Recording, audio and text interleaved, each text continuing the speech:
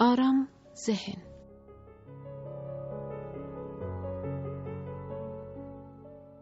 د بزګر ساعت په کادانه کې ورک شو. پروړه یې ډیره وپلټله خو یې نه موند. هلکانو چې د کادانې مخې ته شیطاني کوله بزګر ته وویل چې دوی به یې ومومي. هلکان کادانې ته ننوتل او ټوله پروړه یې په بل مخ واړوله مګر ساعت یې ونه موند. وروسته بیا یو کرار هلک چې له نورو بیل غلی ناست و راپاڅېد. بزګر ته یې وویل چې دته هم د ساعت د لټون اجازه ورکړي. بزګر د کادانې ور ورته پرانیست او هلک یوازې ورننوت. شیبه نیمه پس هلک راووت او بزګر ته یې د هغه ساعت ورکړ. بزګر ورته وویل عجیبه ده، دومره ژر څنګه دې وموند؟